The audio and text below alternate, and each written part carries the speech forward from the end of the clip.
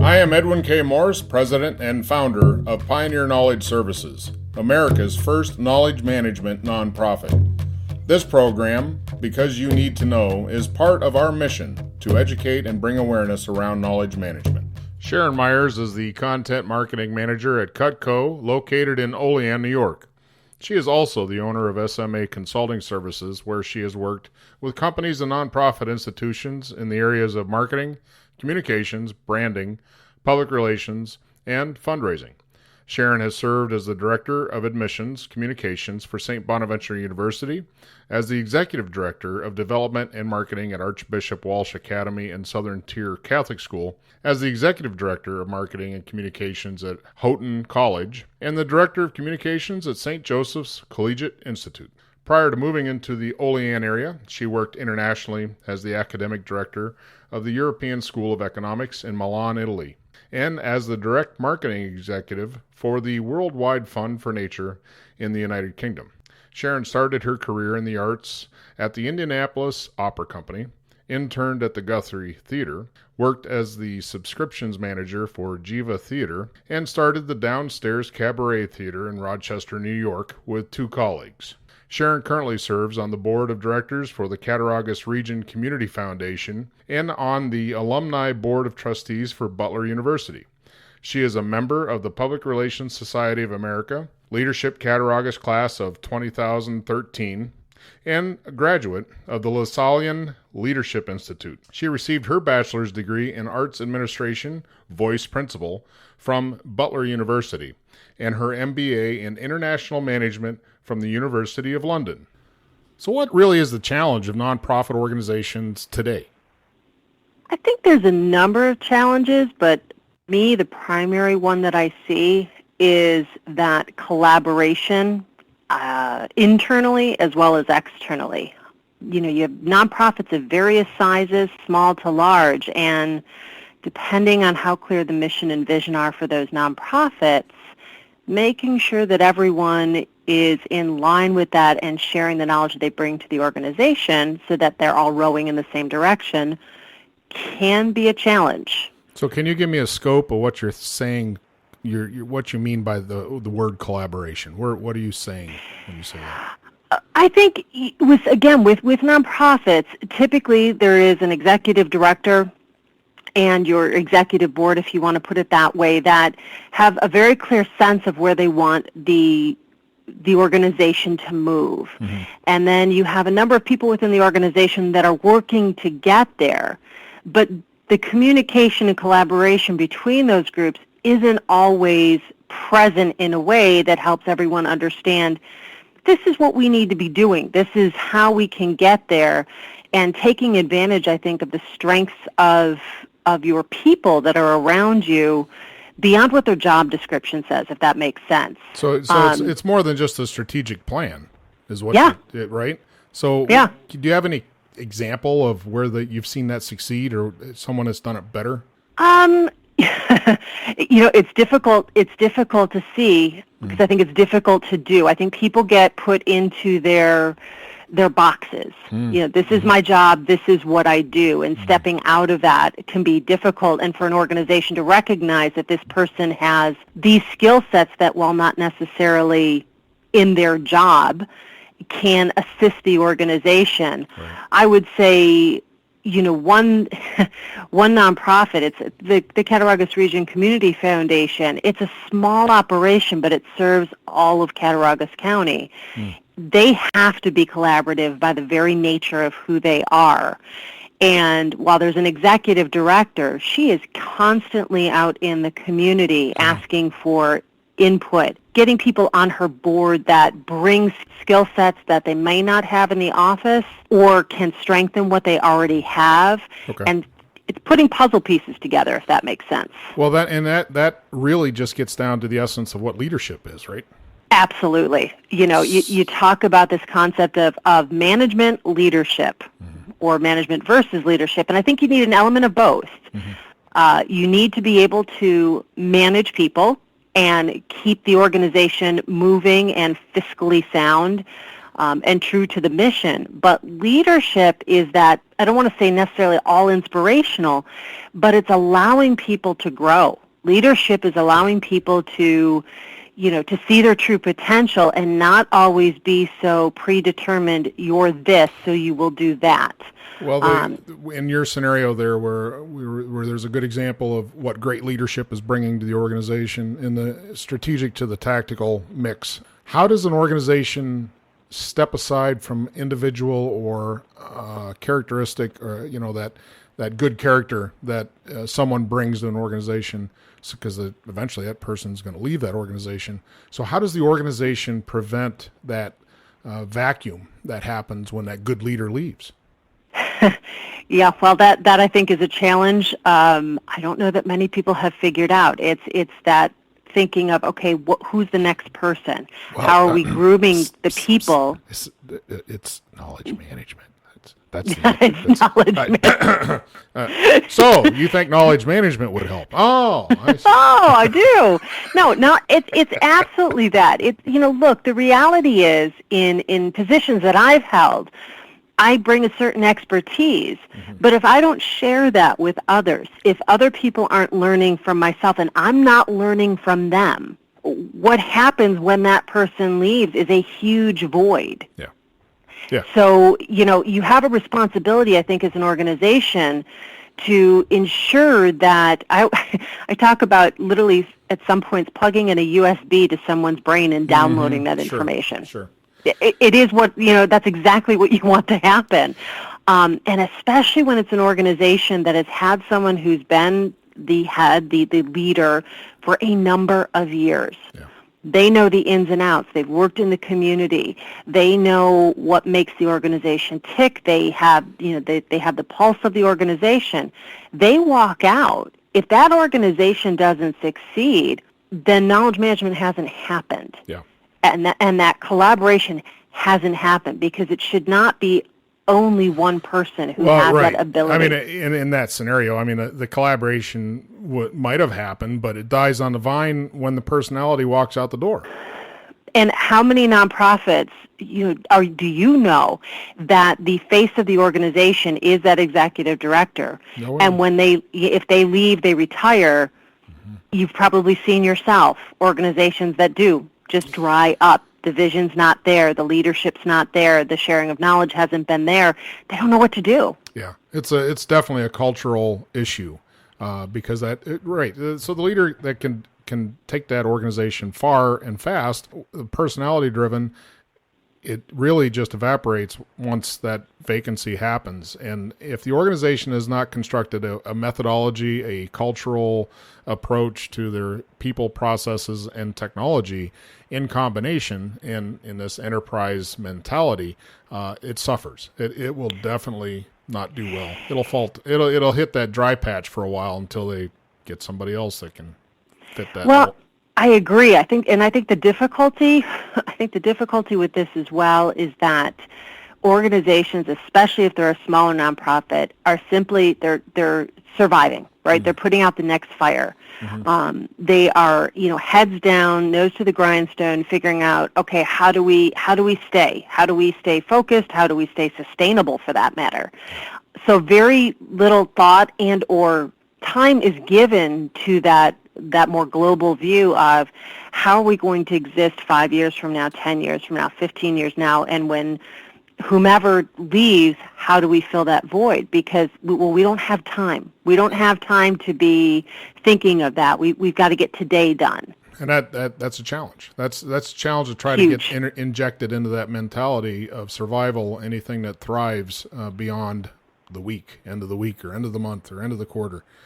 And there is no perfect solution. Every nonprofit is different. But what I say when I work with a lot of nonprofits is, you can't afford not to do this. You can't afford to look beyond, especially in the fundraising realm. Okay, we've raised this money, now move on. And it's like, okay, wait a minute. What happens when this dries up? Because it always does. So how are you being sustainable? And that doesn't just mean financially.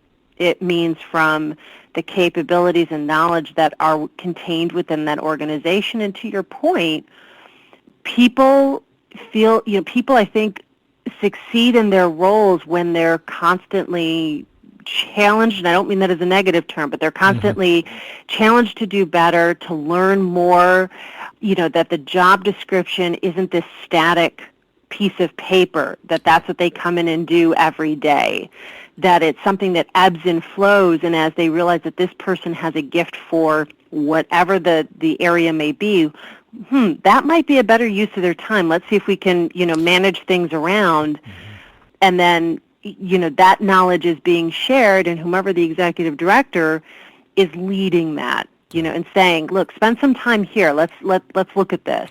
I mean, ideally, in some organizations, that would fall squarely on HR, right? HR would be the one to continually update skill sets and interests and passions, to try to keep that viable and relevant. And I would agree with that, except then I would have the proviso of how many nonprofits do you know that have a strong HR department? Sure. It's that's not a hit against HR. Oh, right. They're in a similar situation where they're trying to look for the best people for the job, and yes, that management of people and looking at skill sets and constantly understanding what challenges people. Are you happy? What do you think you want to do next? And that grooming that happens, again, you're back to time. Talk about functions in an organization, such as leadership or the command table or the head chiefs of the organization, like HR, IT, the CFO, the COO. Organizational leaders that are task masters in their domain. We haven't really spoke to the role of where the board of directors draw. Where do they fit in this responsibility? To me, there's many different types of board of directors. There's a working board, there's an advisory board, there's a management board. How I've always looked at board of directors is that they should be bringing skill sets to the table that can assist the organization.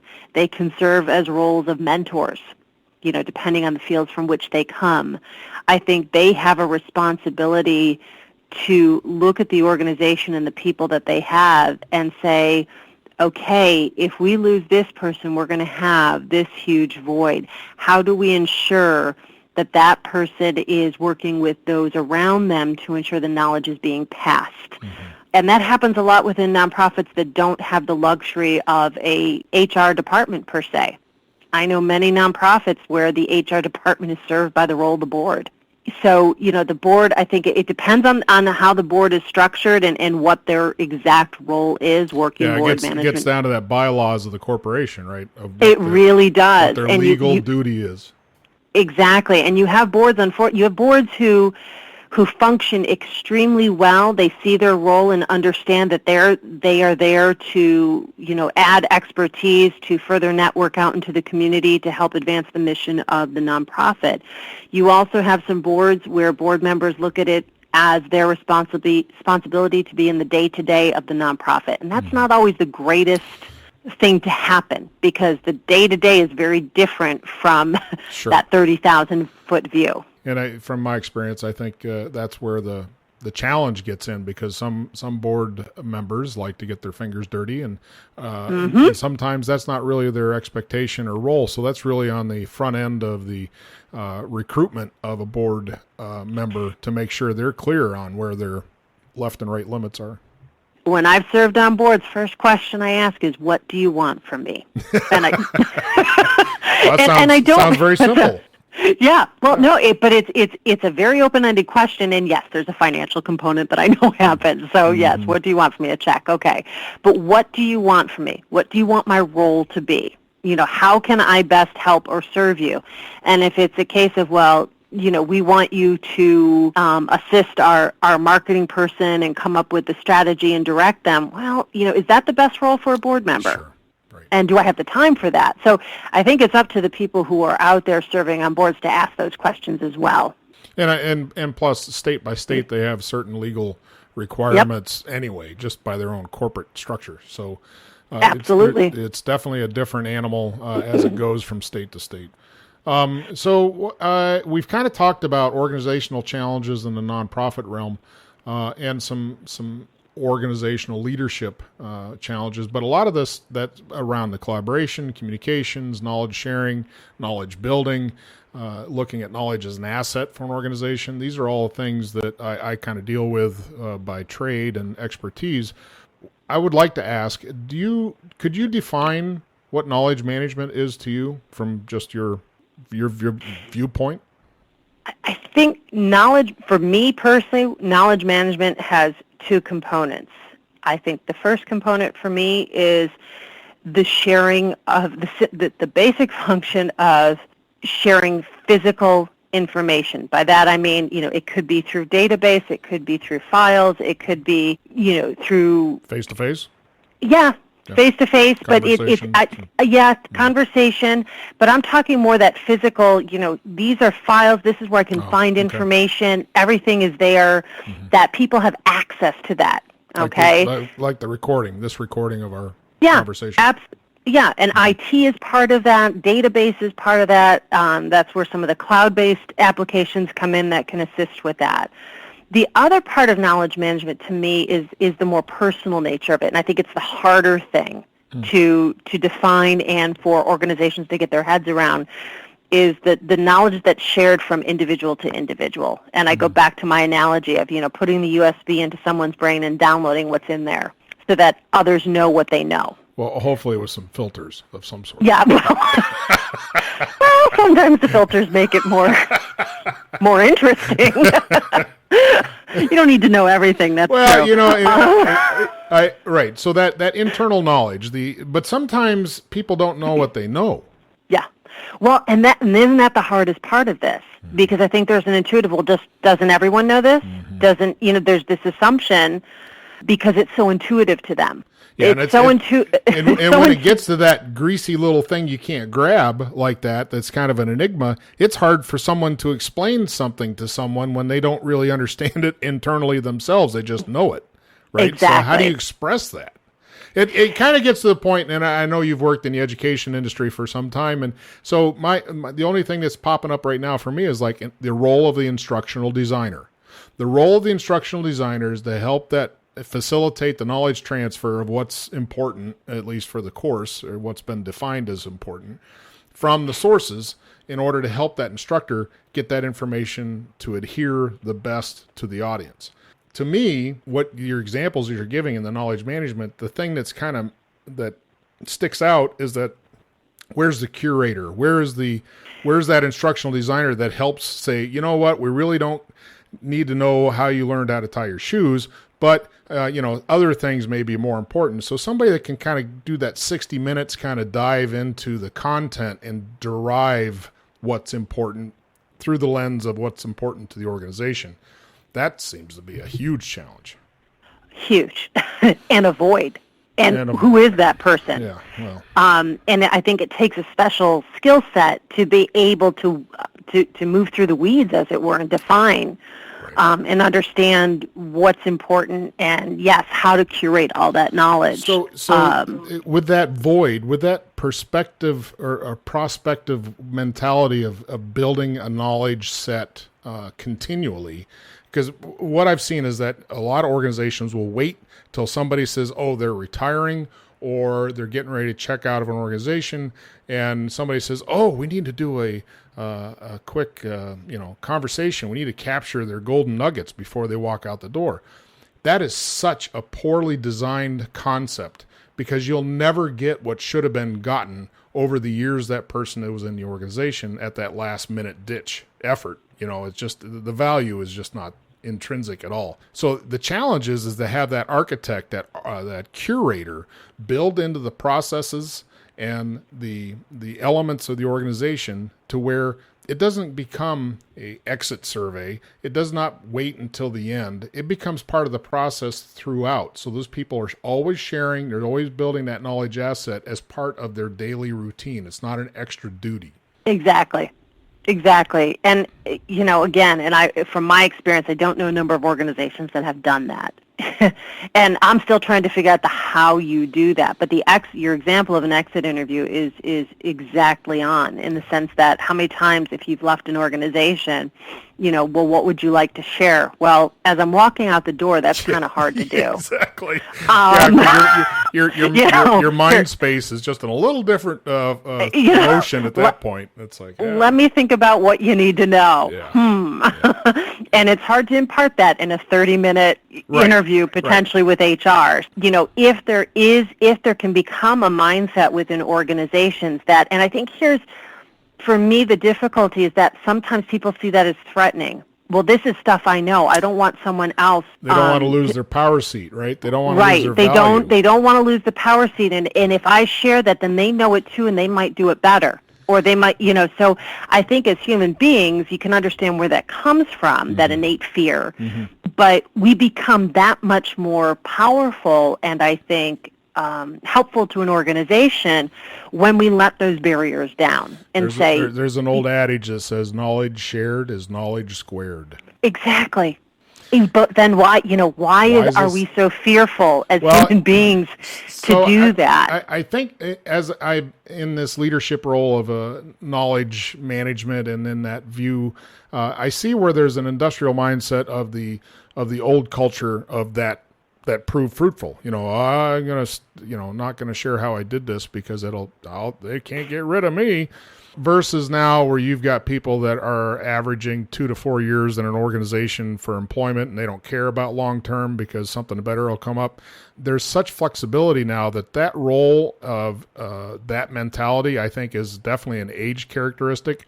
Or a mindset that comes from a certain age versus others, because the knowledge economy has to have participation in order for an organization to capitalize from that exchange. But if they don't have a purposeful and designed way for the organization to elicit that knowledge and continue to grow and continue to curate, and that doesn't mean curate just for curation's sake. We want to see how many terabytes we can fill up today. No, it's more than that. It's a purposeful, because you have to delete as much stuff as you save. You just can't save everything. You don't want to save everything to what's important to the organization as a knowledge asset. As you were talking, I was thinking of this example because I think this curation of knowledge, but knowledge sharing, doesn't just happen internally. It can happen externally, from organization to organization. And as you were talking, it brought to mind an example. My alma mater, Butler University in Indianapolis, Indiana, there's a gentleman there who has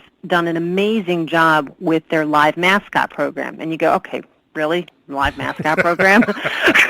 The dog, okay? Right. But my point is, what he's done has been able to translate that into an emotional connection from a marketing perspective. Not only has it incredibly helped their admissions function, it's helped the connection with alumni, it's helped the connection with the community, understand who the university is. And it's been a brilliant job. It's taken years for him to do this. It's not an overnight thing. What amazes me is if you call him, and many universities I have called him and said, how do you do this? He will tell you exactly how to do it. Yeah. He'll give you the blueprint and say, you know what I'm doing is not anything rocket science or spectacular. Here's the blueprint of what we do, but what he always has the proviso is that this is how we do it at Butler. If you take this and exactly do it for your organization, it's not going to work because you have to figure out where your mission... Why is it important? Why? Right. And so how can you then take what I'm doing for my organization, translate it for your organization, have equal success but in a different way? And I don't know of many organizations that are willing to give up, that golden nugget, so to speak. Sure. But in this case, here's the perfect example. He actually came down here to Olean and presented to a number of nonprofits and literally mapped out, this is how we do it. This is what we do. And you sat there and you're like, okay, right. He's giving us this information, but he's very clear in saying, this is how it works for us. It's going to be different for you. You have to apply it to you. And I think there's enough folks around that give good example of what knowledge sharing is about truly in that fashion, where success is is not a hidden thing of how, it's not proprietary. It's just, it's easy to follow. Here's the process, zip, boom, bang. And I think in this era of knowledge sharing instantaneously with all the social platforms, YouTube, Right. how to, all these different ways you can just share how to do things, things have gotten to the point where it's almost best to be a generalist to some degree, because it's just all about figuring out, where do I find a resource to do X right now, because I need it right now.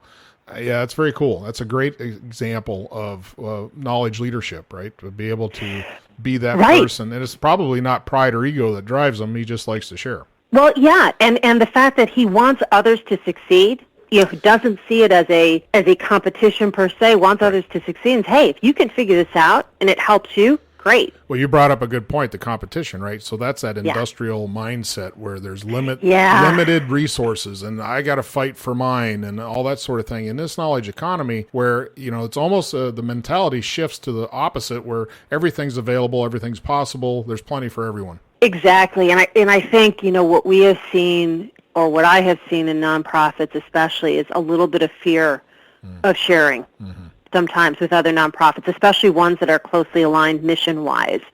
And I sort of look at that and go, but you're so much more powerful when you do share. You have so much more potential. You can leverage each other's strengths. Yeah. And especially when you're looking at the missions of what these organizations are trying to accomplish in their communities, imagine if you collaborate, if you knowledge share, if you combine, you've got so much more potential and power to be able to make a difference. Right, and then you're exactly on the spot where my mentality is because then that one individual 501c3 or that one health and human services function that where they serve a population of X now expands across a larger enterprise if they can look at it that big and say, you know what, if we combine with these folks in this zip code and these folks in this zip code, we now can kind of commingle resources in order to bring in more resources for a bigger audience. Exactly. How tough is that? Why is that so tough? I get it. Do it. Let's do it tomorrow. What? I know. And I think the reason, or at least what I have, in my own world put my finger on, is that I think, especially within the nonprofit world, these missions are so near and dear to these organizations that everything's personal, right? It's right. all personal they feel space, personal ownership, and oh, geez, yeah. Right. And they feel that if we do that, we're going to lose who we are. Sure. And I make the argument, I'm like, no, you're going to be so much more and serve so many more people, which is what the nonprofit, the mission is supposed to be about, depending on, what your mission is. But you nailed it, that personal part, getting over that. It takes someone who can be able to look at the bigger picture and say, this will help the organization, these will help what we're trying to accomplish. That personal thing is where the tactical fits in. I was just thinking that, right? So when you have ownership, pride of ownership, and it's personal, is where you spend most of your day in the tactical mindset because you're dealing with all the fires. You're dealing with all the stuff. You're personally involved with everything. But here's the balance point is where you've got a good board that's strategic, that is not personally tied to things on the day-to-day. They can bring that long-term vision and say, you know what, we should be working with these folks over here in this area. What would you want to leave the room with? What last thought would you want to resonate in people's heads as you walk out the door on this topic today?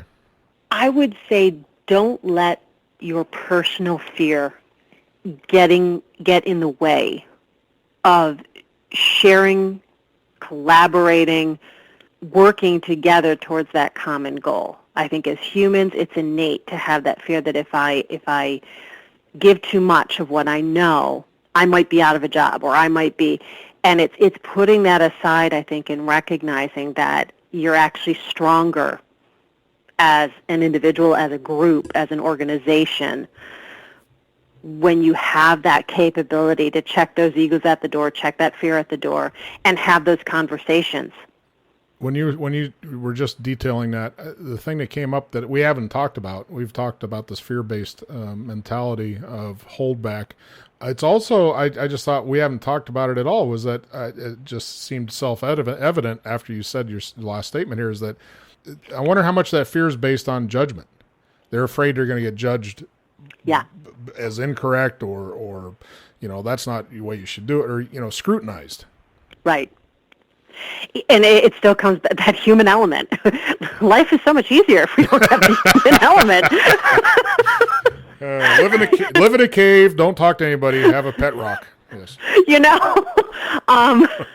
Yeah, it's kind of ironic, isn't it? But the human element is what brings the passion. It's what brings the innovation. It's what brings those ideas. I think as a society, I think we're getting better at that, realizing, putting the fear at the door and the judgment part of it, and saying, you know what, though, I believe enough of it. I believe in this enough that I feel it's important to put out there and have those conversations. But that comes back to what we started, I think, the conversation with leadership. Yeah. It's having those leaders, and not just the executive director, but the different leaders throughout the organization, nurturing that environment. Treating the culture like a culture. Yeah. And if that can happen, if that's in fact what the leader does as their sole entity, they've succeeded. If they can create that culture and that environment where this can happen and those discussions can happen, think of how much stronger they're going to be at the end of the day. And when people do walk out the door, you're not losing information. You're not losing a part of the organization because the others have been a part of it from the get-go. I like it. I think we should do that. I think so too. Well, thank you very much for your time. It's been a pleasure. Thank you. This program, Because You Need to Know, brings people and their knowledge forward to be shared. I am Edwin K. Morse, and I thank you for joining in to listen to another conversation brought to you as a public service of Pioneer Knowledge Services, a nonprofit, tax-exempt organization with a charitable purpose. Help us provide knowledge work at www.pioneer-ks.org.